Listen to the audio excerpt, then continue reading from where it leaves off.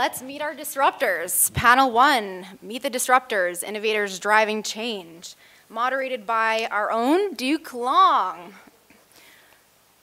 Duke Long is a 20-year veteran of commercial real estate. He is the broker and owner of the Duke Long Agency. He is also known for writing his strong opinions about all things commercial real estate at dukelong.com. He has been asked to present and give those opinions by many well-known companies and associations, such as CBRE, JLL, Colliers International, National Association of Realtors, ICSE, Cornet, and many more. Indiana University allowed him to study real estate, and the United States Air Force discharged him honorably. This is awesome for me because a couple of guys sitting down here I knew back when it was them and a guy. Actually, Michael there was Michael and a guy. So it's fantastic to see some of these companies that are growing and building and developing. And I get to go to their offices and eat quinoa. I don't know what the hell that is, but I think it's supposed to taste good. So, you know, it's awesome. But anyway. In all seriousness, you know, sitting down here are some of the, in my opinion, some of the most progressive and amazing companies that are in the commercial real estate tech world right now.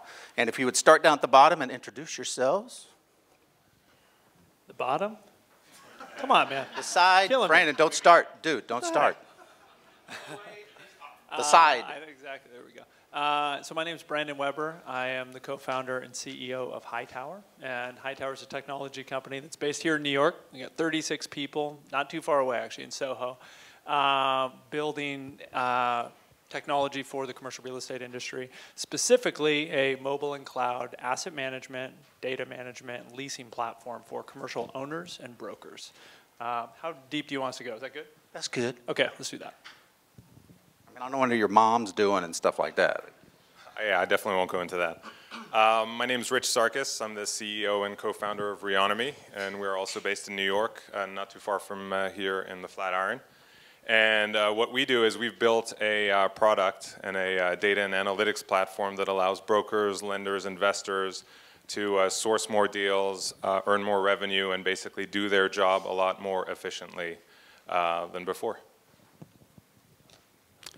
Good afternoon. I'm Doug Marinaro. I'm the president and co-founder of LiquidSpace. That is the largest real-time marketplace for flexible space from minutes to months. So think of us like the Uber for office space. I'm Nick Romito. I'm the co-founder and CEO of VTS. We're a leasing and asset management platform headquartered here in New York. We do have offices in 5 markets across the U.S., Boston, LA, San Francisco, Dallas. But it's really the, I guess, command center for leasing and asset management for brokers, along with their owners to do things like track their pipeline, communicate with each other. Anything relevant to a deal or an asset is usually done in our system. Thank you, Nick. And Nick also just had a baby and he surfs, so we're going to be like best friends forever. Congrats. Anyway. All right, I'll be serious. All right, we talk about this disruption thing. That word is thrown on a lot in many different ways. There's a lot of stuff that's going on with data. I just had a little conversation with somebody who's a tenant broker. You know, are you disinterminating what we're doing and this and that and the other? Richard, what is causing this disruption and why are we seeing this now? I think you hit on part of it. One is data. There's an increasing amount of data that's just publicly available that's out there that is difficult to gather and get. But if you throw real technology, data science, data engineering behind it, you can start to structure it in a way that actually makes sense and is valuable to the end user.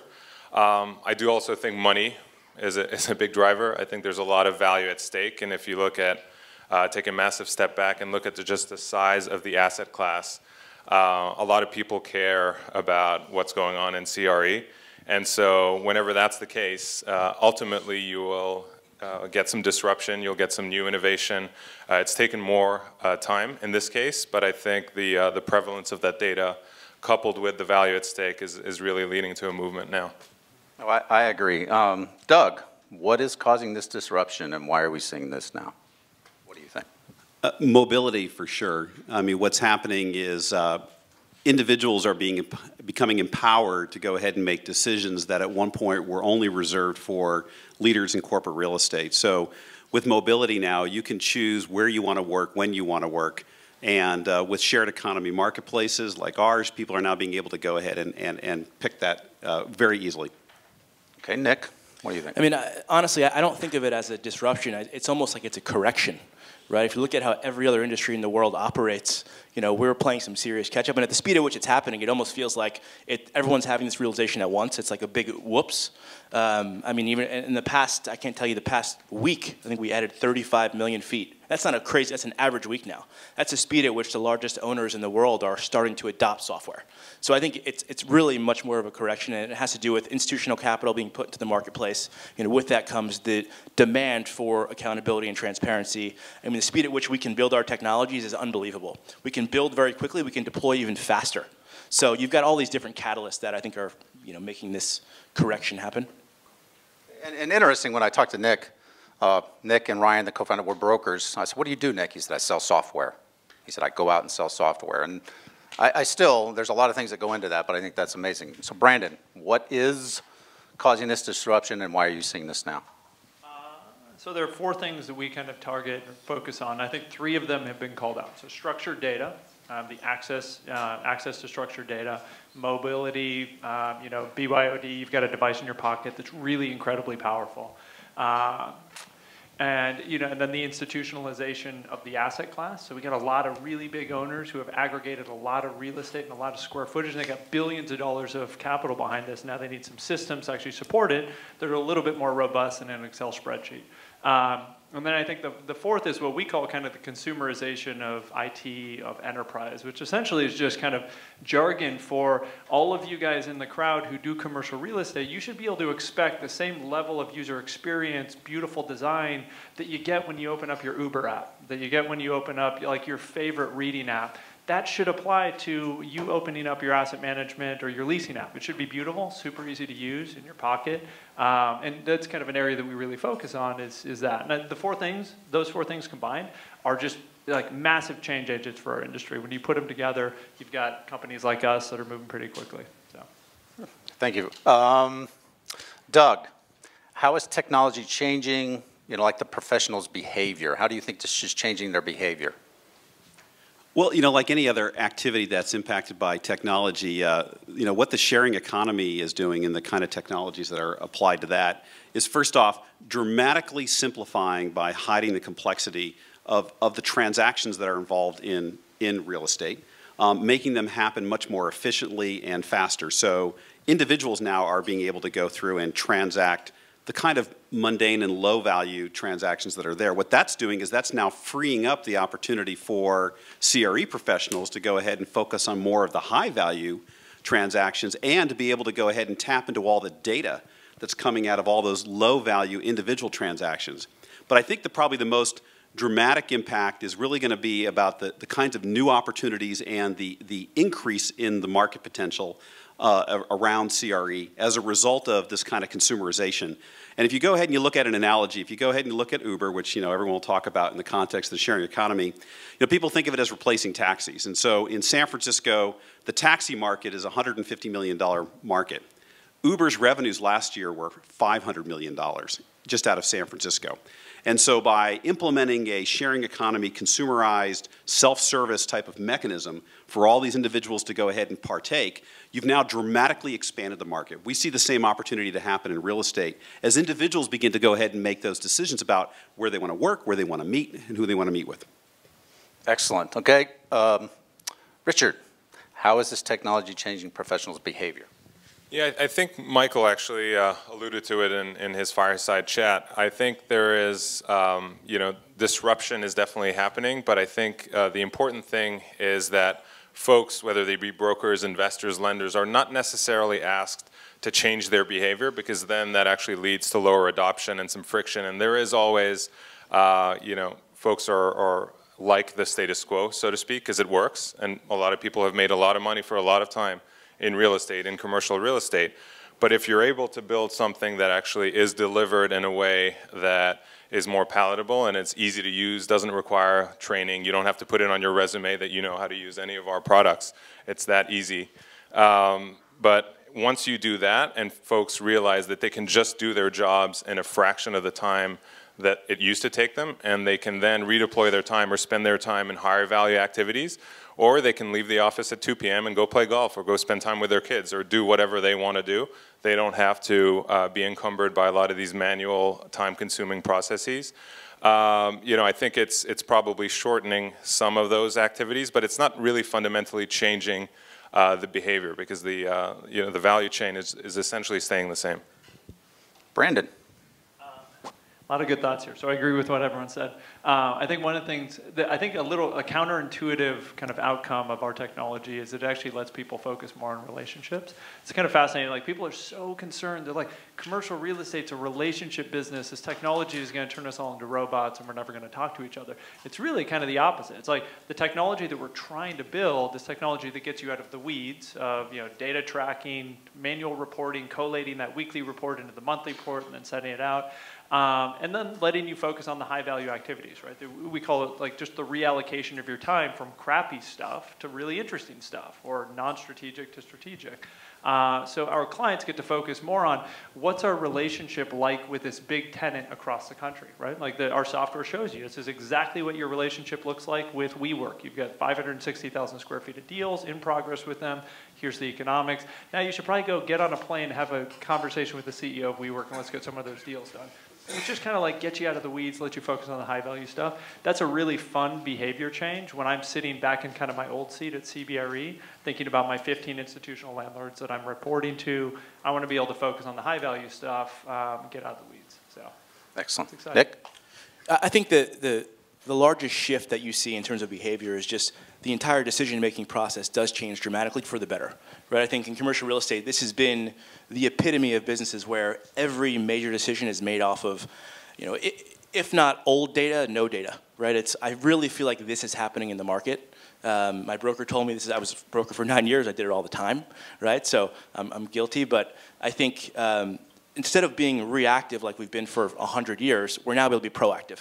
We can use information to hopefully forecast what's going to happen off of empirical data, not just that kind of gut instinct, which is a big shift. I mean, you've got people making millions of dollars worth of decisions every single day, and now that's changing using just hard empirical data, which is a big shift.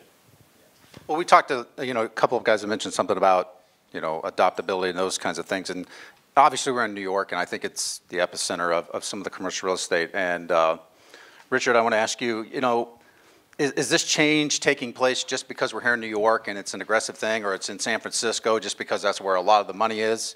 Or do you see it in other areas? What do you think about that? I mean, I live in Indianapolis, and I admit that right here in front of everybody. And trust me, there isn't a thing going on in Indianapolis, and they would hate for me to say that. But nothing is grasped. So what do you think about that? I know it's not obvious, but our company is actually the baby in here. I don't look like the baby on the panel, probably because of my hair, but it's still pretty. Yours, Nick. It's still pretty. So in terms of, you know, New York being the epicenter, I agree. This is our home market. It's our first market. We cover all the properties in New York City. We're going to LA because that's the next obvious choice. Our clients tell us that. The data tells us that. And beyond, we firmly believe there's a lot of, you know, opportunity for clients. In terms of tech activity in those markets, I know you started Hightower not in New York or San Francisco, but Seattle. So, and there's increasing number of companies that I see out there just every day, every week, getting funded in Atlanta, in Seattle, in Texas. So something's definitely happening. There's a movement afoot. And again, if you look at the flow of the dollars in the overall CRE world, they are happening in markets outside of New York and LA, but I don't think you can escape the fact that New York is by far the largest. And you look internationally, you've got London and other markets, but you know, there is a fair amount of concentration. Yeah, I mean, London's just now kind of getting, they even have their own accelerator to get going. Yeah. And Doug, I know that you guys are basically based in Denver. San Francisco. Sorry about that. Why was I thinking Denver? Who the hell's in Denver? Anyway, somebody else. But so what do you think about this? And again, just because we're in New York, it's going to be adopted and quicker. What do you think about that? Well, I think the thirst for change exists everywhere. And the dynamics enabled by things like mobility and the technology we can bring to bear are picked up everywhere. We're in 670 cities or something like that across the US right now. But the concentration of activity and the most rapid adoption is clearly happening in both New York and San Francisco. And I think it's happening there because a combination of, because we're about putting it in the hands of consumers.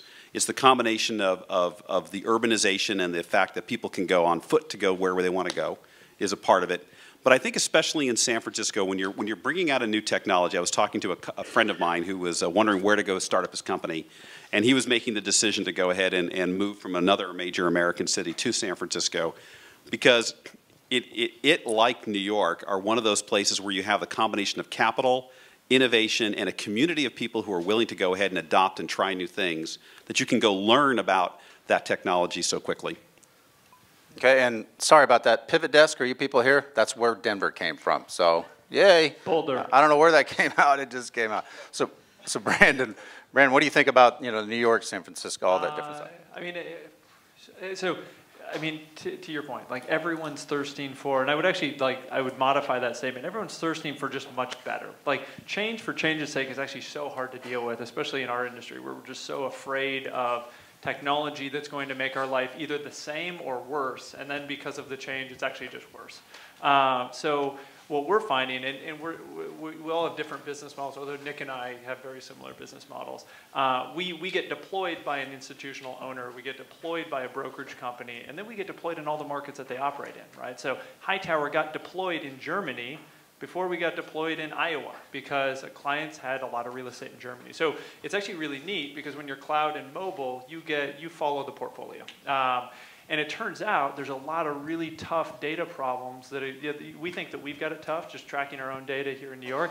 Go down to Sao Paulo and try to own real estate there or own a mall in Russia, which is like one of our clients does.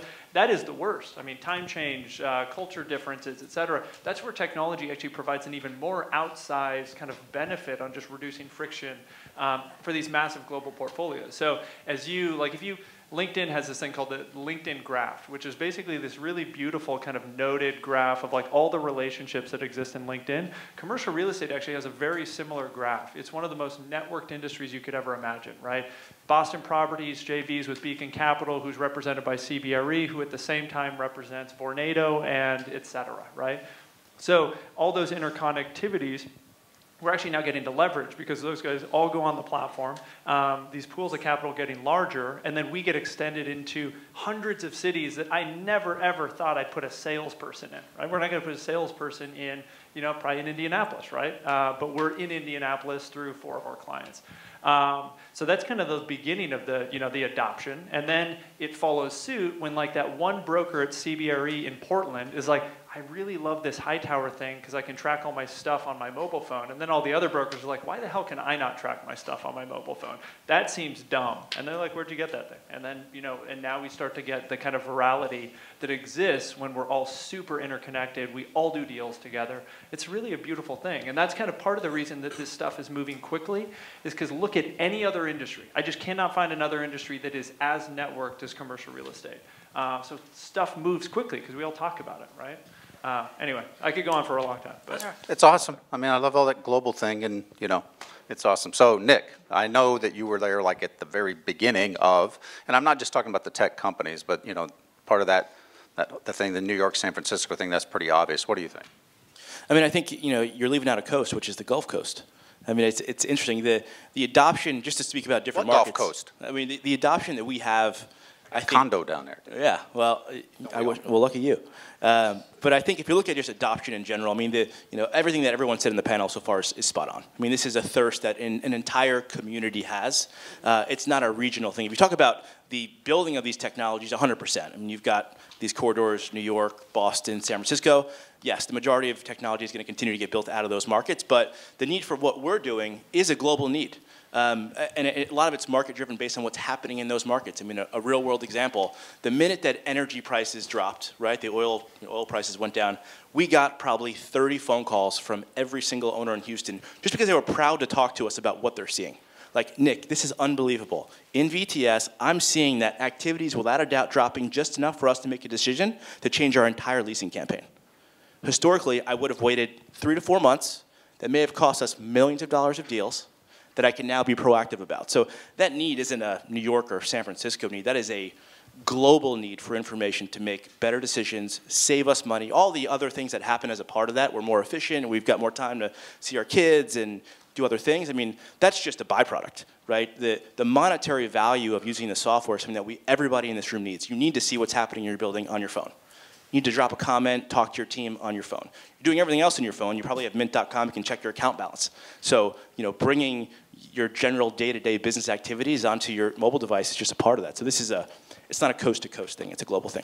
Thank you. All right, we're gonna kind of move it along a little bit. We're on perfect time. There's a nice clock right there. So this next segment is gonna be one thing and why, and you got about 15 seconds.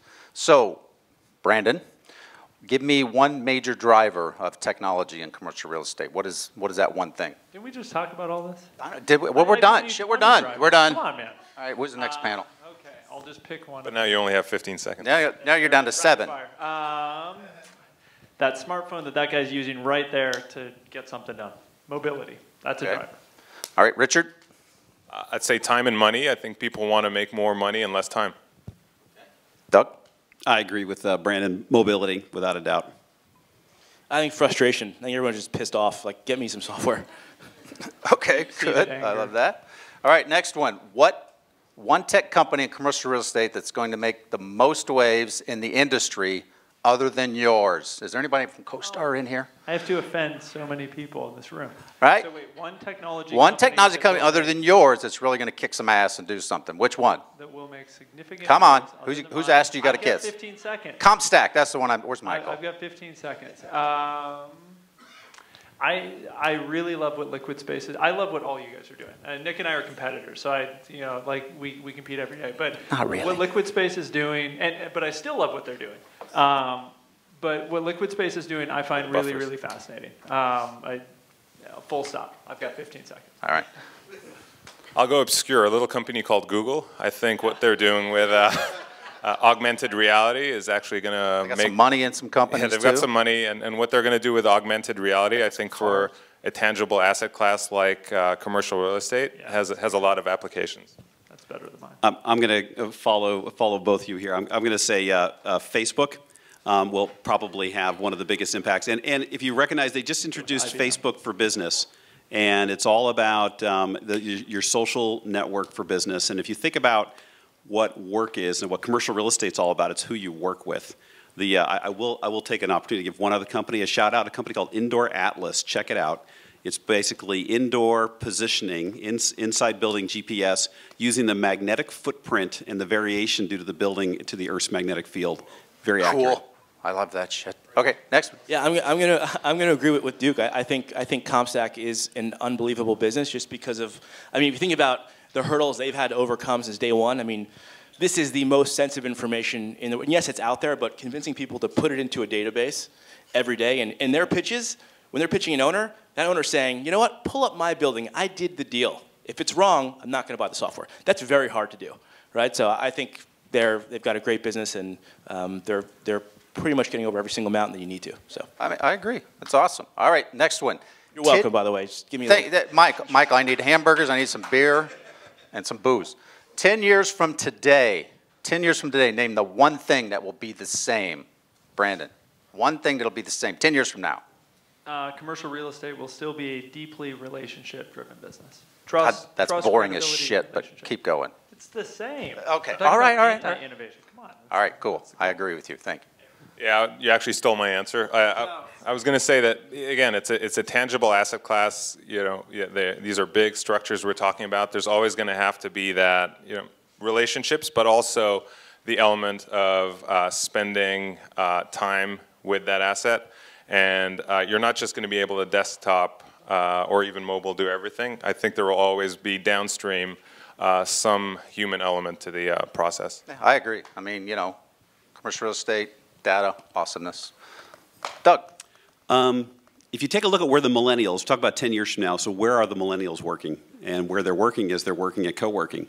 As a matter of fact, there's a conference coming up in May, the Global Co-working Unconference in Berkeley. If any of you guys are interested in that trend, you have to go to that conference. But I think what this clearly points out is, given mobility and a highly mobile, culture, all these people still like to go ahead and sit together and work together. So I think that one thing that won't change, will still be here 10 years from now, is the fact that people will still want to get together, even though we can all sit in our little hovels and stay electronically and virtual, but they'll want to hang out together. Excellent. Nick? I think the one thing that will stay constant is that brokers will exist. I think people always ask me that question. With all these technologies, with your software, you don't need me. With that software, that marketplace, you don't need that. Listen, as these guys have all said, it is a relationship business, and these things do help strengthen your relationships, and I think brokers will always exist. I think that role does change, but the broker exists. All right, excellent. I'll answer this one. CoStar will be here 10 years from now. That's what I'm saying right now. All right, that was a little joke. All right, the next one. One word. Everyone just looked at you, they wanted to kill you. One word. Dude, do I not write enough death stuff about them? Anyway, one word answer. One word answer. Let's go. Are we in the middle of a tech bubble, and is CRE in the middle of it? Brandon, tech bubble. One word answer. Yes. Okay. That's all? No, I'm just kidding. All right. Richard. Perhaps. Perhaps. Doug. No. Nick. Absolutely. Oh, dude. We're all taking full advantage of it. All right, I'm joking about that. All right. This gets a little... The follow on those, and that's okay. Okay. All right. We'll next one word answer. What is the most important app you use for business, that you use for business? Are you bailing on me, Brandon? We're going down the line. I'm in. Slack. Slack, that's awesome. I love Slack. Who's heard of Slack? Me. Slack is awesome. Dude, excellent. See, that's amazing to me that we're in this room that... We're techie, dude. We're techie. We're Yeah, techie. We're on that stuff. All right? Richard, one. Following with Google, Gmail. Gmail. All right. Doug? Zoom, one of the more awesome collaboration video apps. Nick? Todoist. I mean, as my team knows, I'm the most unorganized person on earth, so it's just everything I have to do every day. There it is. It's great. All right. Oh, I'm running out. All right. Name the most, and if you say the phone, I'm going to get upset. What is the most important device you use for your business?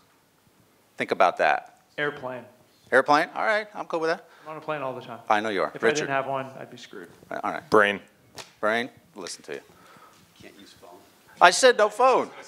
That's too easy. iPhone and Wi-Fi. All right. Nick? It's easy. My pager. Your pager? That's awesome. My fax machine, man. Dude, I was in the business before you were born, all right? Don't talk to me about pagers. All right, here's the last one. Name the one thing that will elevate the adoption of commercial real estate technology to the next level that is not currently being addressed, like fiber, Our like... secret sauce. I can't. We could tell you, but we'd have to kill you. Hey, you know what? I know the answer. You want me to give them the answer? Awesome thing you're I'll give working them the on. answer of your company. Now, what is the one thing that will elevate technology? What do you think? That is not being addressed right now. I like this, the drama.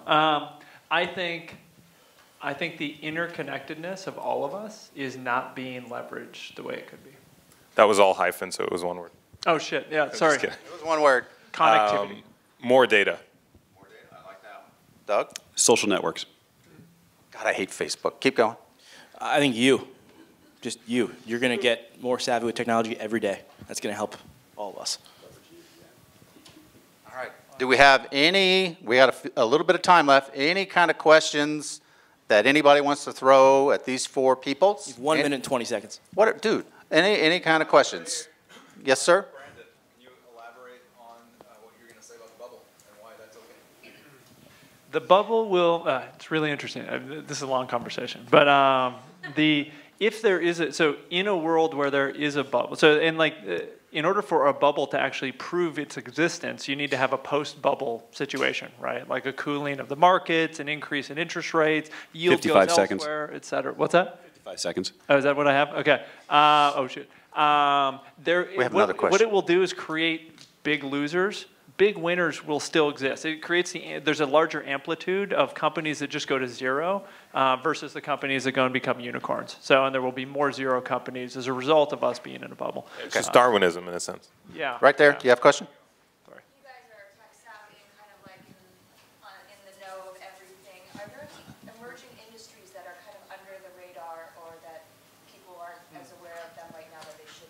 That's like our list of other companies we'd start if we had the time. Yeah, I mean, there's so many fascinating ones. Also, the logistics business, shipping containers, I find really fascinating. The complete lack, you could go off in a deep end on where innovation could hit shipping containers and make all of us a lot of money if we built a company around it. How about finance tech? Everybody think that's already done. It's already got a buzzword, though. There's a It's lot fintech. there. I think there's a lot there. There's a lot. There's a lot in Huge amount of fintech. innovation in food. Food. Food, yeah. All right, we hit it right on the zero.